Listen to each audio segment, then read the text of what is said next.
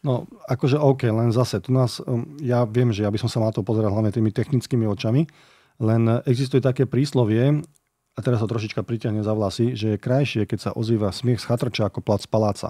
Ak ten panelák nazveme chatrčou a tú novostavbu nazveme palácom, neznamená, že bývanie v tej novostavbe musí byť vždy kvalitnejšie pre toho človeka. Poďme na to. No.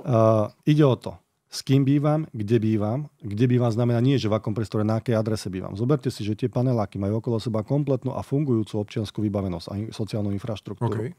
To je niečo, to si zoberte niektoré tu na okrajové sídliska v Bratislave Petržalke. Ja keď vidím, ako tam tí ľudia fungujú, že keď nemajú osobné vozidlo a jeden z partnerov není, alebo jeden z manželov není, alebo z rodičov není dá taxikár, tak tie deti sa tam jednoducho same nedostanú. Ja neviem, či by som pustil svoje deti vo veku 6-7 rokov, aby sa chodili aby si nastúpili do bratislavskej MHD a sa viezli s ňou, čo i len cez polku svojho sídliska. Ja asi by som to nespravil. A ďalej, to, že tam máte nejakú kaviareň, že tam máte kaderníctvo, to není občianska vybavenosť. Čo vlastne výhodou ako tých starých štvrtí je vlastne tá občianska vybavenosť.